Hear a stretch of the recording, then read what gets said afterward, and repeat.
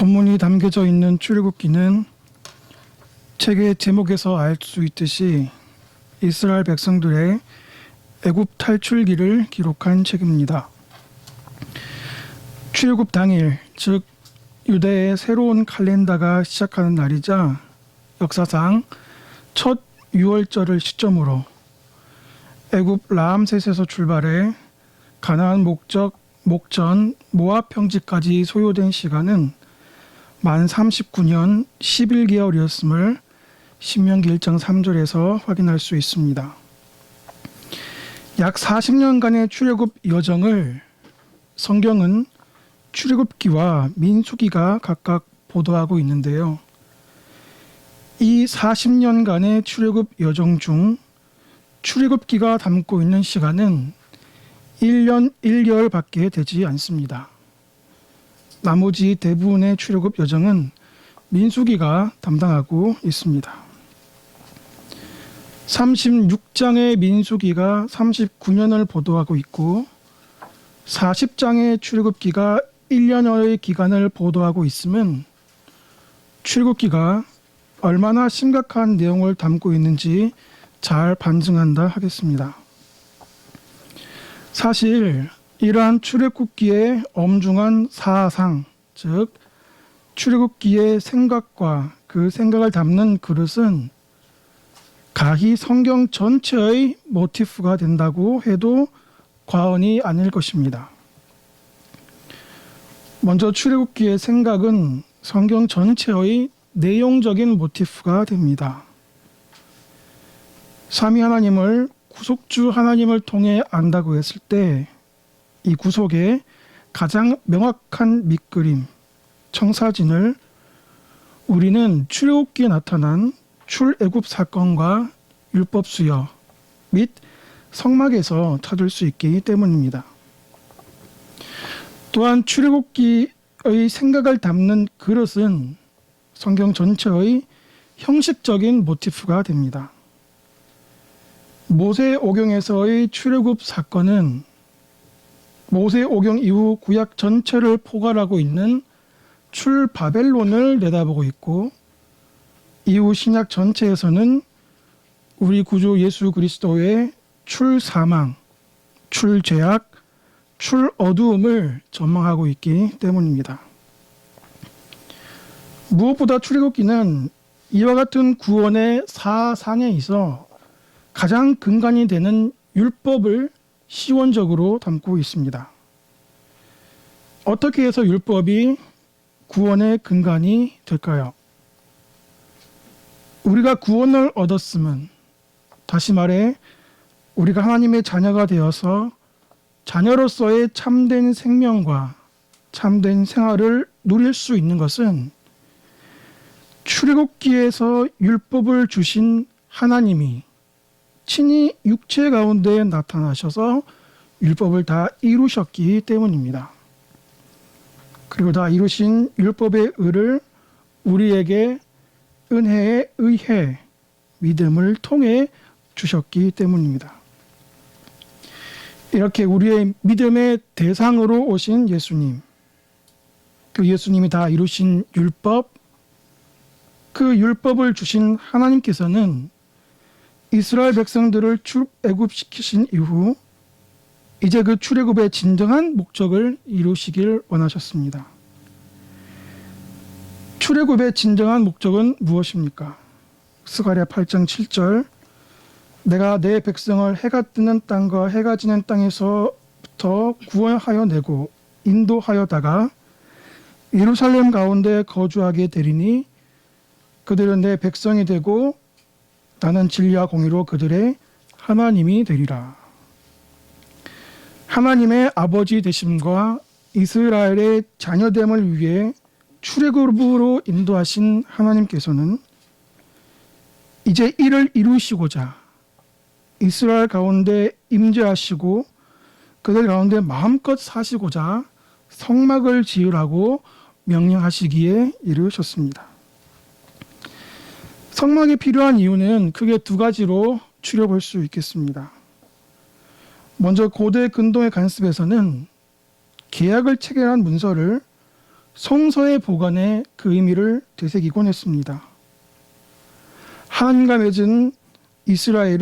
하나님과 언약을 맺은 이스라엘은 그 언약의 돌판을 보관해서 그 의미를 새길 수 있는 물리적인 공간이 필요했던 것이죠.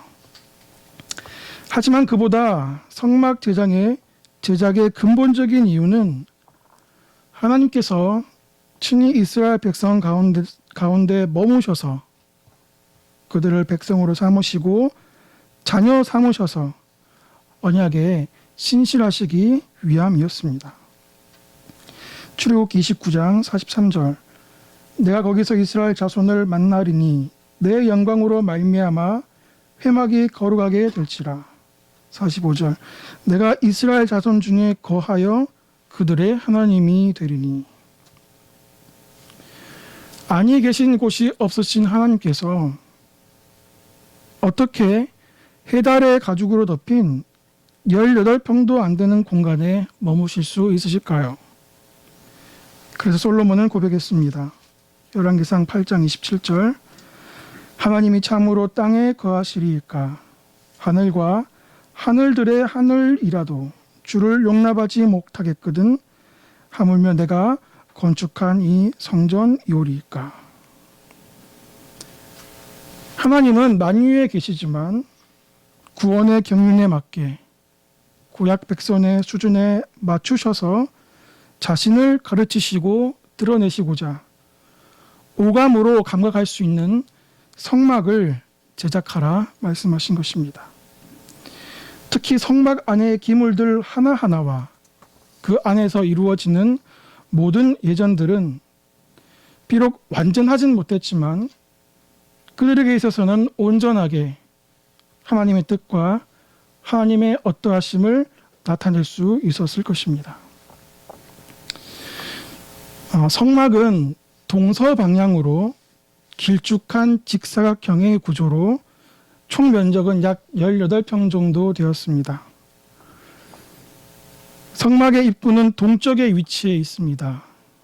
동쪽이라 함은 이스라엘의 진영에서 유다 족속이 위치해 있는 방향이기도 합니다. 입구에 들어서면 곧바로 번제단이 보이고 그 앞에 물두멍이 있습니다.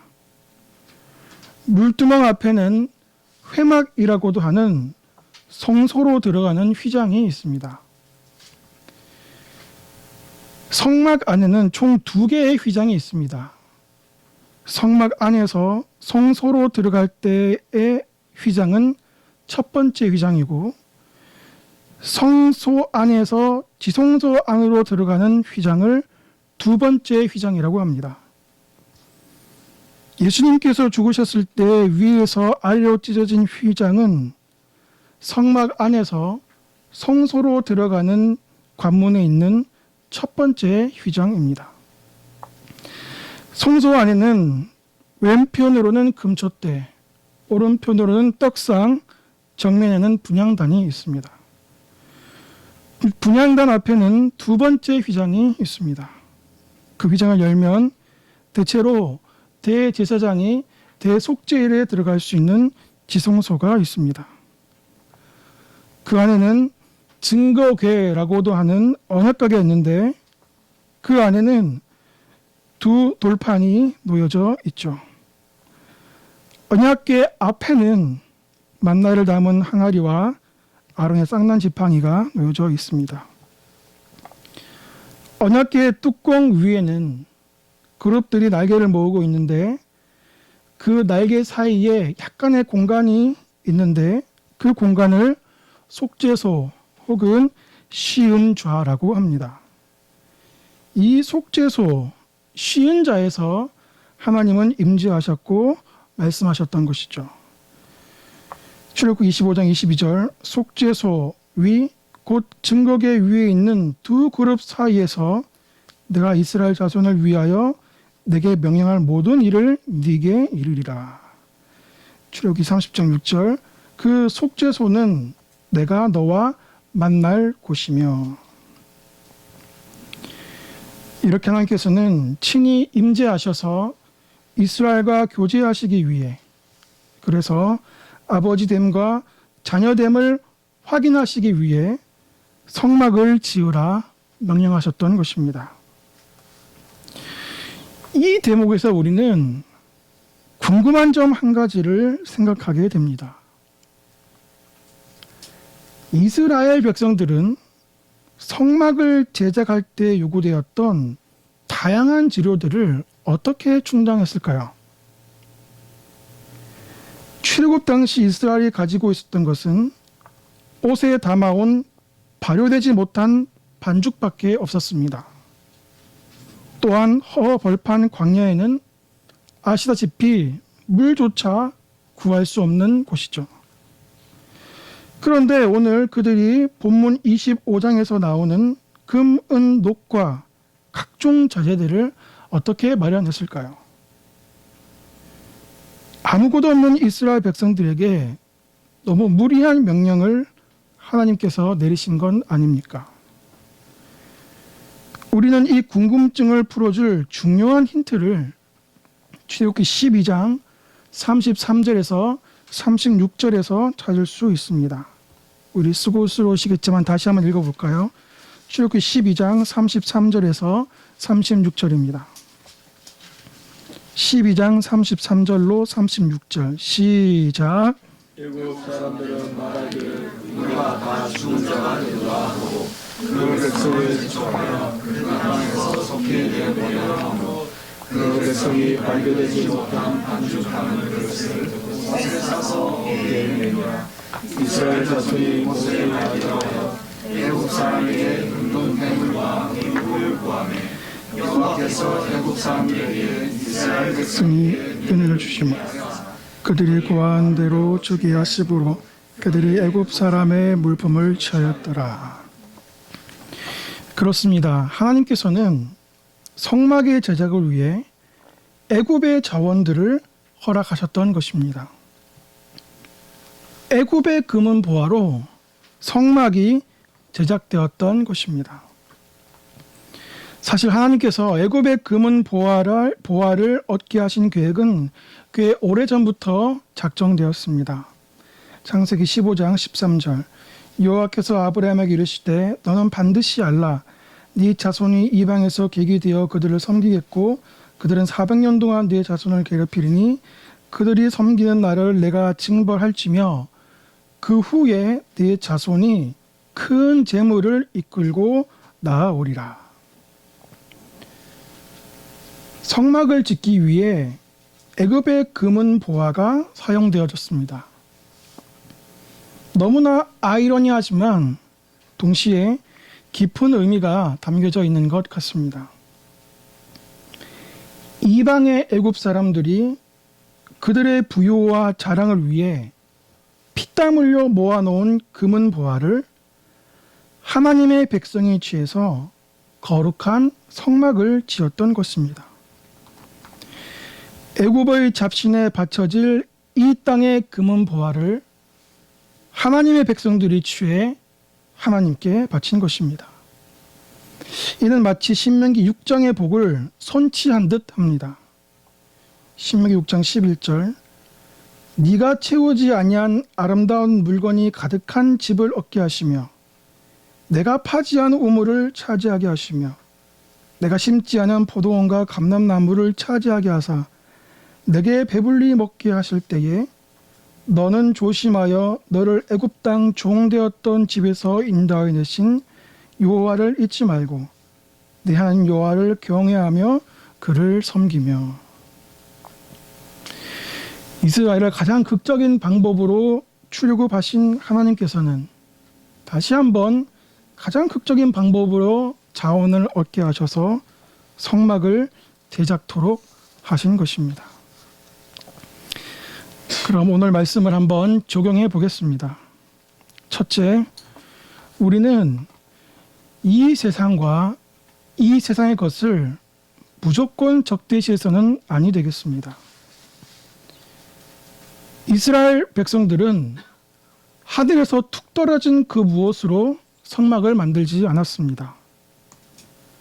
가장 거룩한 성막을 가장 속된 애굽의 금은 보화로 만들었습니다.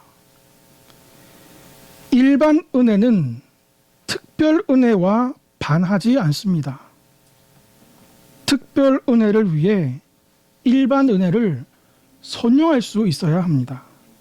디모데전서 4장 4절 하나님의 지으신 모든 것이 선함에 감사함으로 받으면 버릴 것이 없나니 하나님의 말씀과 기도로 거룩하여 지미니라. 새 학기가 시작되었습니다. 학생들은 교실과 캠퍼스에서 가르쳐지는 교과 과정들을 잘 배우고 익혀야 하겠습니다. 우리가 주님을 위한다는 것이 세상 학문을 터부시한다는 것을 의미하지는 않습니다. 오히려 세상 학문을 잘 익히고 잘 파악해서 그것에 대한 충분한 지식을 가지도록 노력해야 합니다. 애굽의 자원으로 성막을 만들었듯이 교실과 캠퍼스에서 배우는 지식과 소양이 여러분의 내일과 하나님 나라에 유용하게 쓸 수 있도록 잘 갈고 닦아야 할 것입니다. 또한 새 학년, 새 학기, 새 직장에서는 많은 새로운 사람들을 만나게 될 것입니다. 그리고 그들 대부분은 불신자들일 것입니다. 우리는 이 땅에 살면서 믿는 친구들만 사귈 수 없습니다. 믿지 않는 친구들에게도 사랑과 배려를 통해 그리스도의 선함과 따뜻함을 보여야 합니다. 직장에서도 마찬가지입니다. 주님께서 혹 믿지 않는 동료들과 상사들에게 주신 권위와 질서를 인정하면서 가능한 섬기며 사랑하는 자리에 서야 하겠습니다. 로마서 12장 14절 너희를 박해하는 자를 축복하라. 축복하고 저주하지 말라. 즐거워하는 자들과 함께 즐거워하고 우는 자들과 함께 울라. 서로 마음을 같이하며 높은 데 마음을 두지 말고 도리어 낮은 데 처하며 스스로 지혜 있는 채 하지 말라. 아무에게도 악을 악으로 갚지 말고 모든 사람 앞에서 선한 일을 도모하라. 할 수 있거든 너희로서는 모든 사람과 더불어 화목하라. 내 사랑하는 자들아 너희가 친히 원수를 갚지 말고 하나님의 진노하심에 맡기라. 기록되었을 때 원수 갚는 것이 내게 있으니 내가 갚으리라고 주께서 말씀하시느니라. 애굽의 보화로 성막이 만들었듯이 주님께서 주신 새 학기, 새로운 직장, 새로운 환경에서 우리가 최선을 다해 진력함으로 그 열매를 하나님께 돌려드리는 우리 모두가 참된 예배자가 되었으면 좋겠습니다. 두 번째 적용입니다. 우리는 이 세상을 적대시해서는 아니 되지만 그렇다고 해서 이 세상에 함몰되거나 동화되어서도 안 되겠습니다. 이스라엘 백성들은 애굽의 금은 보화로 성막을 만들되 애굽의 정신으로가 아닌 하나님의 지혜로 그리하였습니다. 출애굽기 36장 1절 부살렐과 오홀리압과 및 마음이 지혜로운 사람 곧 여호와께서 지혜와 총명을 부으사 송수에 쓸 모든 일을 할 줄 알게 하심을 입은 자들은 여호와의 무릇 명하신 대로 할 것이니라. 기독교 세계관에서 회자되는 유명한 명제가 있습니다. We are in the world, but not of the world. 우리는 이 땅에 있지만 이 땅에 속하지 않는 자들입니다. 마치 배가 바닷물에 접하여 뜨고 있지만 그 바닷물을 배 안으로 들이지 않는 것처럼 말입니다. 친구들과 동료들과 상사들을 존중하고 사랑하되 우리에게 주어진 세상이라는 삶의 현장에서 최선을 다하되 그들의 정신과 그들의 풍습을 쫓아서는 아니 될 것입니다. 우리의 손과 발은 세상을 향해 있되 우리의 심지는 견고한 반석 위에 터잡고 있어야 합니다. 이 일이 얼마나 어렵고 고민되는 것인지 우리는 잘 알고 있습니다. 믿지 않는 친구들과 교제할 때면 결코 우리가 동의할 수 없는 환경과 초대에 노출될 때가 왕왕 있습니다. 그리고 그때 우리는 신앙과 우정 사이를 고민하게 됩니다. 특히 직장 생활에 있어서 회사 분위기가 음주 가무에 친숙하거나 견적이 안 나오는 직속 상사 아래 있으면 그 갈등과 고민은 마치 뼈를 녹인 듯한 상황에 처한 것 같을 것입니다. 이 문제에 대해 이리적으로 우리가 답을 찾을 수는 없습니다. 하지만 분명한 것 한 가지는 세상과 소통하려는 우리의 노력은 끊임없이 지속돼야 하고 시도돼야 한다는 것입니다. 축복의 유통자가 되어서 주님의 것을 이 세상에 흘리는 노력은 멈추어서는 안 된다는 것입니다. 동시에 소통하도록 애쓰되 얼마든지 주님의 것으로 그러할 수 있다는 믿음과 확신을 가져야 한다는 것입니다. 의뢰이 우리를 배격할 것 같은 세상도, 의뢰이 우리를 왕따시킬 것 같은 세상도 주의 힘으로 우리의 올곧은 대의와 순결함을 그들에게 지속적으로 보여줄 때, 우리의 진심 어린 사랑과 섬김을 지속적으로 그들에게 보여줄 때, 결국에는 견고한 그들의 마음도 녹아져 우리의 진심을 이해하고 우리를 받아들일 수 있을 것입니다. 마지막 세 번째 적용입니다. 하나님께서는 할 수 있는 것이 아니라 해야 할 것을 명령하시는 분임을 알아야 하겠습니다. 즉, 명령하시는 분은 그 명령하시는 하나님은 그 명령을 받들 수 있는 자원까지 약속하시는 약속의 하나님이심을 알아야 할 것입니다. 본문에서 확인한 것처럼 하나님께서는 성막을 만들라 말씀하시되 성막 제작에 필요한 자원을 먼저 허락하시는 하나님이십니다. 첫사람 아담에게 언약을 지키라 요구하셨던 것은 아담에게 언약을 지킬 수 있는 온전함을 먼저 허락하셨기 때문입니다. 우리에게 바리새인보다 더 나은 의를 요구하시는 것은 주님께서 먼저 다 이루신 의를 우리에게 주셨기 때문입니다. 삶의 현장에서도 마찬가지입니다. 새로운 학기, 새로운 직장, 새로운 인생의 한 페이지를 준비하는 우리는 때론 막연한 두려움과 걱정에 휩싸일 때가 있습니다. 갈수록 어려워지는 학교 공부, 새로운 전공과 직장에 대한 낯설음, 가족과 지인들의 기대에 대한 부담감, 여전히 풀려지지 않은 인생과 신앙의 고민들, 무한 경쟁에서 도태되어지는 나의 모습, 그로 인해 밀려오는 패배감, 불안한 나의 미래, 고갈되어가는 삶의 자원들. 이렇게 우리의 삶을 넘어지게 하는 것들은 어디에 그 뿌리를 두고 있을까요?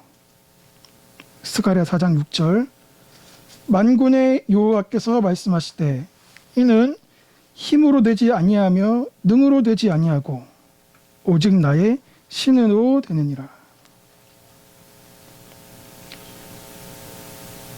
우리 인생의 모든 걸려 넘어짐은 하나님이 예비하신 힘과 지혜로가 아닌 우리의 힘과 능으로 시도할 때 발생되는 것입니다. 여러분 잘 생각해 보십시오. 우리가 하나님의 은혜에 붙잡혀 있을 때에는 우리가 가난해져 주님이 우리 안에 부여하셨을 때에는 삶의 문제가 문제로 느껴지지 않았습니다. 오히려 그 문제를 통해 우리가 더 주님께 나아갔었고, 오히려 그 문제를 통해 우리가 주님의 은혜를 입는 기회가 되었습니다. 문제가 되는 것은 그 문제가 커져서가 아니라 우리도 모르는 사이 우리가 여호와의 신을 멀리했기 때문입니다. 어줍지 않은 세상 이력서와 세상 명함으로, 어줍지 않은 우리의 경험과 고집으로 들이대려 했기 때문입니다. 성막을 짓되 하나님이 주신 자원으로 지었습니다. 우리 역시 마찬가지 주님께서 예비하신 지혜와 능력으로 우리 앞에 당한 경주를 경주했으면 좋겠습니다.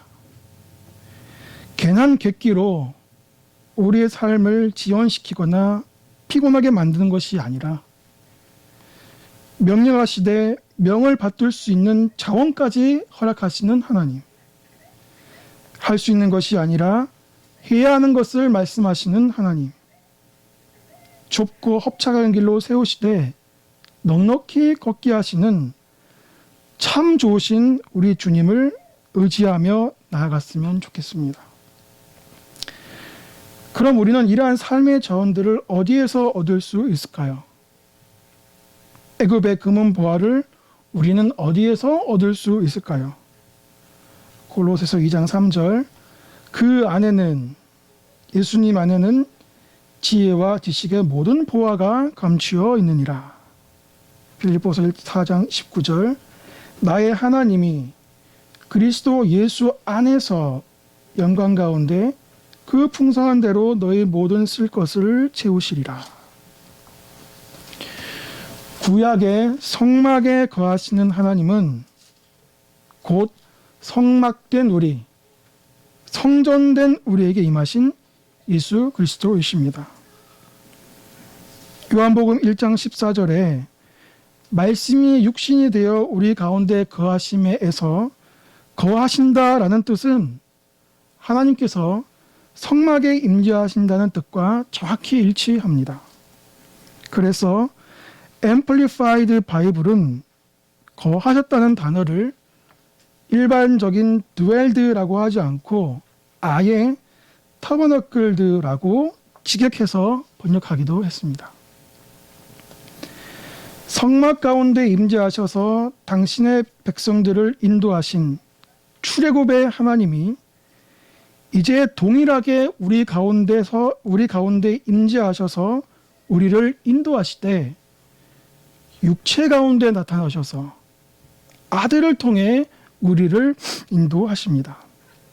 로마서 8장 32절, 자기 아들을 아끼지 아니하시고 우리 모든 사람들을 위하여 내어주신 이가 어찌 그 아들과 함께 모든 것을 우리에게 은사로 주지 아니하시겠느냐. 우리의 삶의 자원은 오직 지혜와 지식의 모든 보화가 가득한 우리 주님의 곳간에서만 취해야 하겠습니다. 우리의 마실 물은 오직 주님의 생명수 샘에서만 기를 수 있어야 하겠습니다. 왜냐하면 오직 주님만이 길이요 진리요 생명이시기 때문입니다. 오직 주님만이 우리를 살게 하시고 기동하게 하시며 존재하게 하시는 분이시기 때문입니다. 말씀을 정리하겠습니다. 성막은 애굽의 금은 보화로 지어졌습니다. 이 세상의 학문과 이 세상의 이치와 이 세상의 사람들을 잘 이해하고 잘 소화해서 선용함으로 주님께 돌려드릴 수 있어야 하겠습니다. 한편 성막은 애굽의 금은 보화로 만들되 하나님의 지혜와 총명으로 준비된 사람에 의해 그리하였습니다. 우리는 이 세상에 있지만 이 세상에 속하지 않는 자로서 학교에서 직장에서 우리의 정체성을 지혜롭게 확립해 나가야 하겠습니다. 마지막으로 하나님께서는 성막을 지으라 명하실 뿐 아니라 지을 자원까지 허락하셨습니다. 새로운 인생의 장을 맞이하고 또 준비한 우리 모두에게 이러한 큰 은혜가 있었으면 좋겠습니다. 또 이를 위해 우리는 그 자원의 보고 대신 우리 주님을 찾고 주님을 의지해야 하겠습니다. 괜히 누적되지 마십시다. 괜한 객기 부리지 마십시다. 시간과 에너지만 고갈될 뿐입니다. 언젠가 한 번은 주님 앞에서 여러분 자신을 꺾으셔야 합니다. 아무쪼록 광야에서 애굽의 금은 보화로 성막을 짓는 은혜가 우리 삶 가운데 많이 있어지기를 소원합니다. 기도하시겠습니다.